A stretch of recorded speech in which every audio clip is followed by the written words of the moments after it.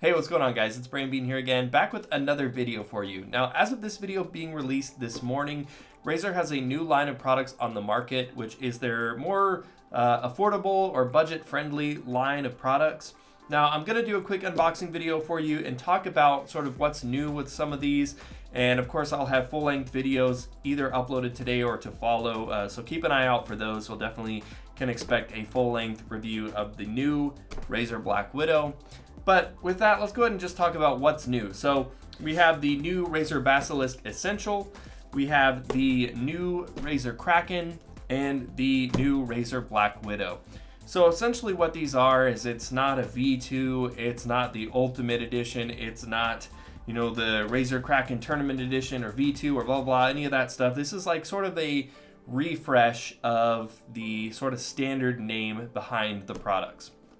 And so again, like I said, the idea is just to kind of come in a little bit more budget friendly, but let's talk about sort of what we've got. So I'm going to move the keyboard out of the way. I'm going to save the best for last because you guys know that keyboards is sort of my thing. I don't know why I said that. But let's start off with the the Basilisk Essential. So let's crack this thing open. Open this thing up. Alright, so just kind of coming in some standard cardboard. Pull that out of the plastic wrap. Oh, this is another paddle. I was like, what the heck is this thing? So this is a replacement for the paddle on the side. Ooh. You have to install the little paddle on the side. Interesting. Maybe that's so you can remove it, so you don't have to have that button on there if you don't want to.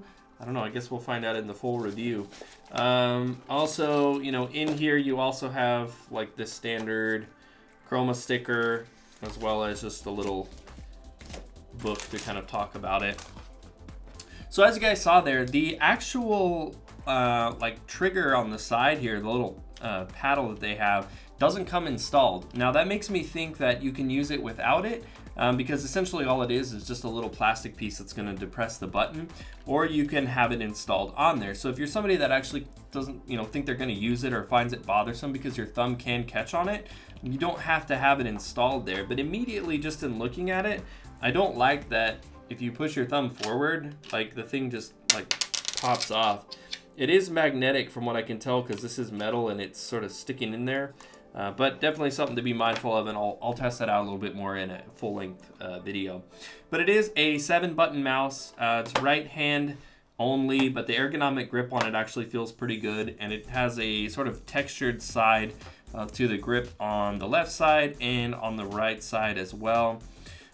This is obviously full Razer chroma support, but yeah, it looks pretty good. I mean, we've got the braided cable. The grip on the hand feels really nice. 6400 DPI, but overall, it feels pretty good in the hand. Now, this one retails for 50 bucks. So as far as Razer mice go, it is sort of on the lower end as far as cost goes. I tend to be more of a Death Adder guy myself just because I really like that shape. But this is a pretty good feeling mouse ergonomically. And again, the big thing here is that it does have the paddle on the side that you can use either as a quick sniper button for fast DPI adjustment if you want to hold it down to like greatly reduce your DPI, or you could bind it to just a single button so you have an extra thumb button for using a skill. And it does also have the 2 extra thumb buttons on the side, as well as that clickable scroll wheel, and then you have a quick select DPI selector here at the top. But let's go ahead and move on to the headset, because really, as you guys know, I'm not a huge mouse guy. I don't do a lot of mouse reviews, so it's not really my area of expertise too much. But I do dabble in headsets a little bit, and then obviously keyboards being my main thing. But let's open up the new Razer Krakens. Now, these are coming in kind of the classic Razer green. And we'll just sort of pull these out here. I don't think there's anything else in here that we even need, but let's just look. have, looks like another cable for a splitter. So this would use the all-in-one 3.1 millimeter jack. And if you have an input-output that doesn't accommodate the all-in-one, then you could just plug this in there and split it. And it will also, I guess, work as kind of an extender, because I don't think, no, it doesn't detach, so it's connected there. But anyways, let's move on here. So immediately, just by looking at the cable there, like I said, it's an all-in-one 3.5 millimeter jack. Inline controls, you've got volume control. You also have a mute toggle there, so just some basic inline controls, which really I think is plenty. You do have the retractable microphone. And one of the big things with the new Krakens is that they have an increased amount of padding in the headband, which you can definitely feel.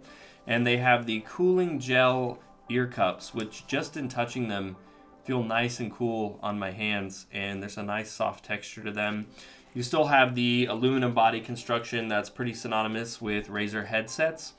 And these do not have any LED lighting in them. You can see the logos here. It's just painted on black, sort of the Razer three-headed snake logo, which in my mind is totally fine because you can't even see the lights when you're wearing the headset. So that's always been one of those things as far as RGB goes that I've just never really been a huge fan of.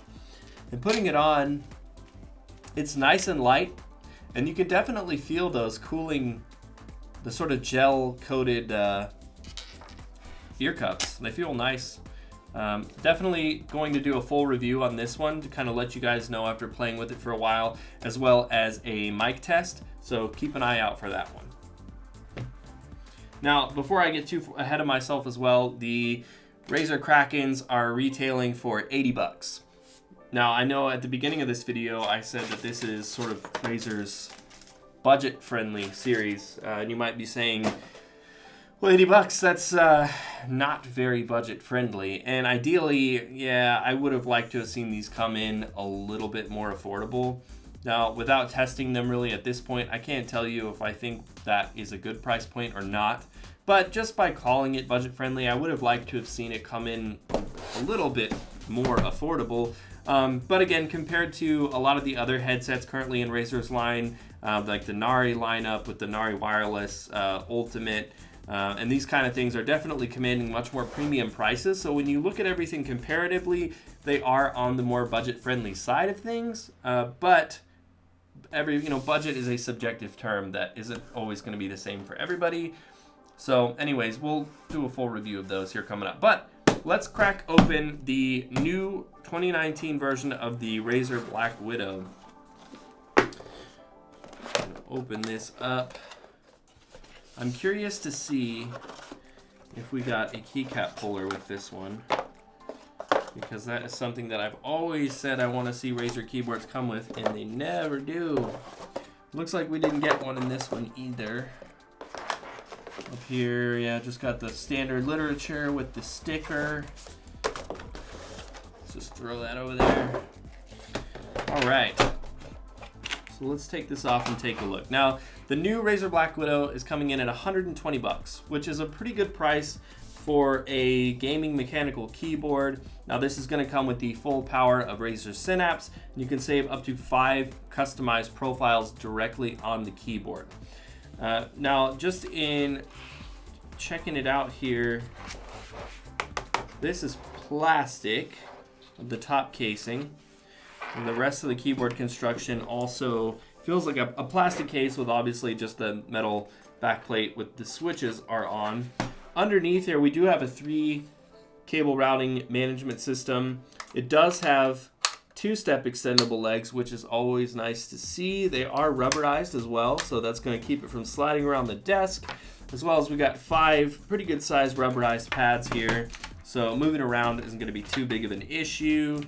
Actually, as far as flex goes too, feels nice and sturdy. Now this design is kind of mirroring the Blackwidow Elite as far as having all of your LED indicators and everything down here over the arrow cluster. However, you don't have any of the media controls or anything above the number pad. Now, the new Blackwidow is coming with Razer Green switches, and only Razer Green switches as of right now. So that's also something to consider if you're looking for, you know, a board with different types of switches. And it does, again, have full Razer chroma support, so you'll get all the different profiles and ability to customize that you would with other keyboards. And it does have a white backplate underneath the switches, so that, again, will give you that sort of classic Blackwidow look. But just in looking at it, you do not have the media keys as well. So kind of a more bare bones Blackwidow, and almost kind of compare it to the Blackwidow X minus the top plateless design and the metal backplate. Again, this one comes in at $120, which isn't too unreasonable of a price, although ideally I would have liked to have seen it come in a little bit less. At like $100, I feel like would have made a huge impact. But you know, time will tell, we may see. But anyways, guys, I just wanted to do a quick unboxing video. I thought it would be kind of fun, as I'm already going to be cracking these open and getting ready to write my scripts and get the reviews going. Now, obviously, this is a few days before the actual release, so, you know, come today when you're watching this, I should have full-length reviews of at least the keyboard, if not the keyboard and the headset, or coming very soon. But I wanted to just kind of share with you my process of looking at it, running down a couple of things. Let me know what you guys think about this format. I may do it, I may not. We'll just kind of see how these things go. But anyways, guys, let me know down in the comments what you think about Razer's new budget-friendly, affordable lineup. And of course, give this video a like if you enjoyed it to show your support. If you're new here on the channel, I'd love to see you subscribed, as I've got a lot more videos coming for you, including in-depth reviews on some of these products here in the very near future. But as always, guys, thank you so much for watching, and I will see you in the next video.